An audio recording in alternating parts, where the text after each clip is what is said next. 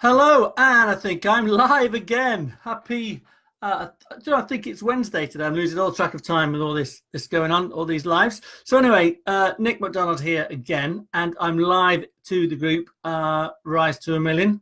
Hello all, Rise to a Millionaires. Happy Wednesday. Right, so I'll just get straight into this. I'm going to really try and keep this short today. You're probably smiling because I do talk forever, but I'm going to really try and keep it short. So yesterday we were talking about the importance of mobile, and then also about how you can keep in contact with your customers, so through information marketing.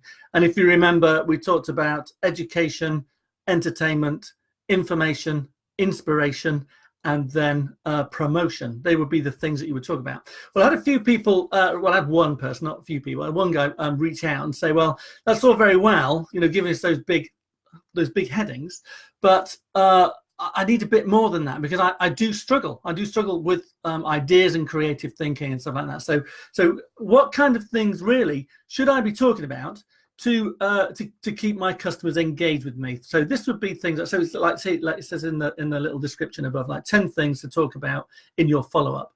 So that might be on your Facebook page if you do that, or on your Instagram. If you're doing videos, this is stuff that, ideas, simple ideas that you can talk about, to your customers to keep them engaged. Also, if you have like a little newsletter, or if you're thinking about doing a newsletter, or if you have like an email campaign and you're running out of things, to talk to people, an excuse to call them or excuse to email them, instead of just saying, buy my stuff, just to keep them engaged and to make sure that you are on their level. Okay, this is the thing. So what I've done is I've just quickly brainstormed 10 ideas that you could use. I'm going to whiz through them now and see if I can do this inside 10 minutes. So 10 ideas in 10 minutes. What do you think? So the first one is when you are so these are topics to talk about, right? So you can expand these in your own mind. So the first one is, what are the top 3 to 5 most frequently asked questions that you get about what it is that you do, either about your service, about your services that you do, why it's important, what are the common what are the common questions you get, the top 5 most frequently asked questions that you find yourself answering over and over and over again. Address them. Number 2 would be, what are the questions that you never asked that you should be asked? Right, so what are those frequently unasked questions? Now, why that is good to put that in there, right, is that demonstrates you as being a real expert in your field. So, and what you want is people to think, oh yeah, I never thought of that.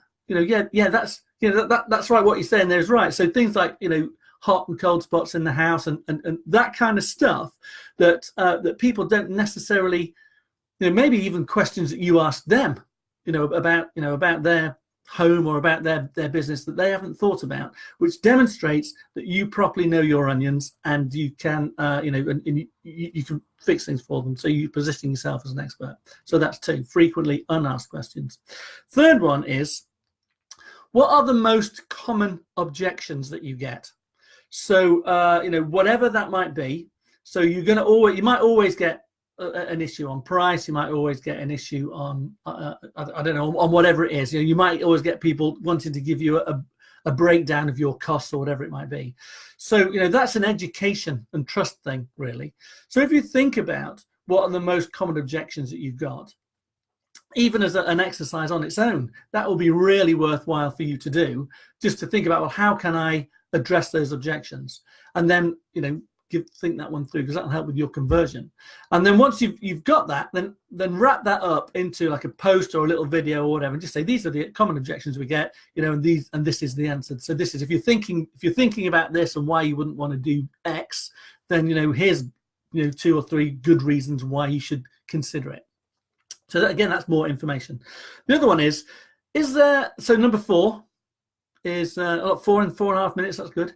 So the other one, number 4 would be, is there a common enemy in your marketplace? So is there like a preconception of HVAC techs, or the HVAC industry that people unconsciously have, right? So for instance, here's one.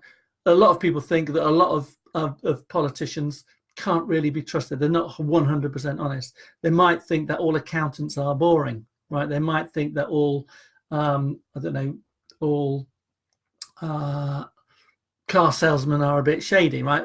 So these are just examples. So is there a preconception in your marketplace about your competition and about the market that you're in, and then just address that? So one might be, what are the fearful things? So it might be, can I trust you? You're going to rip me off. You're going to, make a mess and not tidy it up. That your workmanship's going to be a bit dodgy. So, people have had bad experiences. So, and address that. So these are the common enemies. This is, and you could wrap that up around, this is the stuff that we find. This is what we think people believe. So we've organized ourselves to make sure we deliver on all of these points, bish, bash, bosh, right? So that they know. You're not trying to sell them anything. You're not saying buy my shit. You're just saying we accept and acknowledge and see that these are concerns, and we've organized our life to make sure that we meet all of those concerns in spades for you, to make sure that you are as happy as Larry. So another thing you can talk about, so number 5 is, I've got my little list here so I don't go off topic. That's my plan. So number 5 is pros and cons of different systems, right, and services. So with everything that you ever buy, there's going to be a pro and there's going to be a con. And if you just talk about the pros and you never talk about the cons, then people aren't necessarily going to trust you. People like a problem, right? But they like that honesty. So if I say to you, I've got a Bentley, I just bought a brand new Bentley. I haven't, by the way, but I've just bought a brand new Bentley car. It's fantastic. It's got leather seats and it goes shopping for you and all of that stuff, right? That's great, but the downside is it costs $500 to fill it up with gas, and I'm doing it every day. So so you know it, you know that there's good and that there's bad, and people like to know that there is good and bad. And what am I having to consider about if I buy this system? So, like for instance, if I buy a big system or a small system, what's the difference and what's the pros and cons of each, so that I can weigh it up. So take some time then to just inform them about the pros and cons of either the products that you sell or the services that you sell. What are we on now? Number 6. Is that number 6? 1, 2, 3, 4, 5, 6. So number 6 is, there we go, is how do you know that your HVAC guy is a pro and not a side job Bob? Right. So how do you know that? So when somebody turns up in their van and they've got they look quite professional. They can look like they're part of a bigger company. Anybody can have a big, a website and appear to be bigger than they are. So what questions do you want your customers to be asking, the competition, or to make sure that they're not going to get ripped off by the side job Bob, right? So, and if you're the side job Bob, right? So you are saying, what is the stuff? How can I reassure them? So you're basically saying to me. So what you're saying in a roundabout way is, do you know what?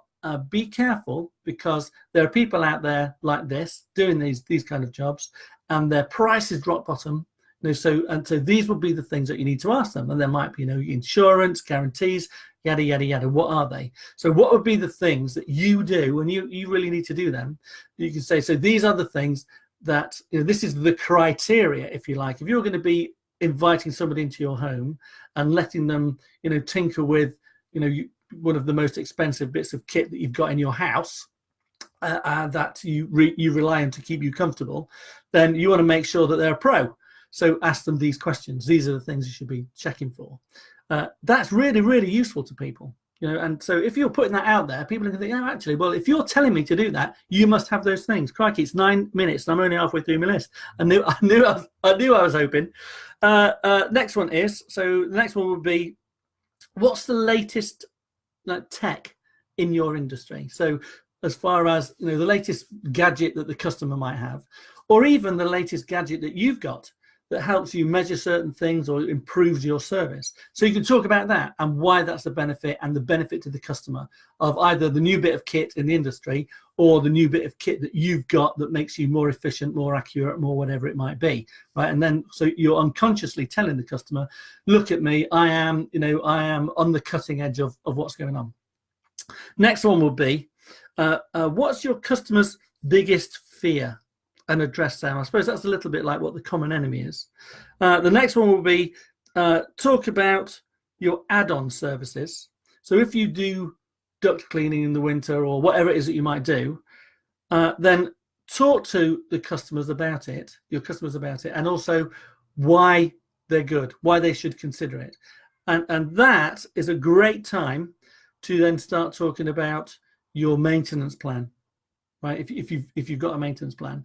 So this is a kind of a bit of a promotion. So you can say, we've got, you know, a gold, silver, bronze, platinum maintenance program. If you've got gold, silver, bronze, platinum, that's, you know, everybody in the industry does that. I could talk to you for a week about, you know, why not to do that. But if you've got that, that's cool.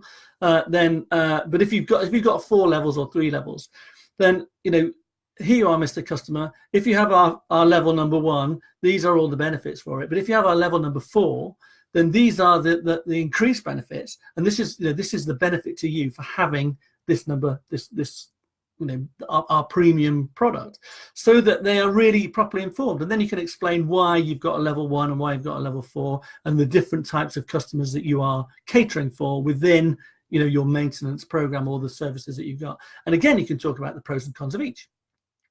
And then finally, you've got recruitment, right? So if you are looking to recruit, you can ask your customers, do they know anybody? You're looking to recruit somebody, you're in growth mode. And or you can talk about that if recruitment is a problem in your area, you can talk about recruitment being a problem in your area. So therefore, lots of people aren't licensed and all of that, because, you know, there's so much demand. So again, this is a bit more like back to beware of side job Bob, but this is more specific. So, you know, if you are properly licensed and insured and all of that, then, you know, you want to be saying to customers, just be aware that recruitment in the industry at the minute is tricky. And therefore, you know, you want to make sure that the people who are coming into your business, or into your home are properly insured. So that is that's 10, but it's really 9.5 because I've got fear in twice, haven't I? So let's just review. You've got the top frequently asked questions, the top questions that are never asked. You've got common objections. You've got, you know, is there a common enemy or a preconception in the industry, or, you know, around how people behave? You know, in your area.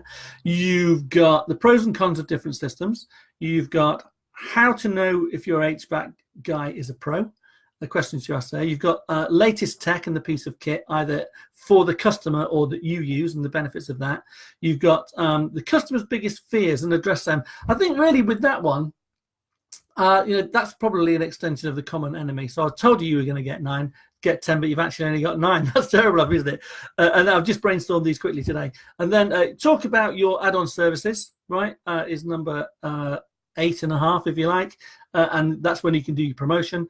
And then number 9 is you can talk about, perhaps you could not necessarily recruitment, but you could talk about you know, the issues that are there in the industry, and to warn your customers about that, really, I suppose, and the kind of things that they need to be aware of, and ask for their help. So that's it. So if you are struggling for things to talk to your customers about, to keep them engaged in your email campaign, or on your Facebook page, or whatever it is, there's a few ideas for you to try. So I hope that helps you. That's 14 minutes. So I'm going to get off quick before I stay too long. Hi Kingsley, hope you're all right. I haven't heard from you for a little while. Keep smiling, mate. Hope life is great over there in Nigeria. Right, so I'm going to go. Thank you, and keep smiling and no slacking. Hope that helps you. So let me see if I can turn this off.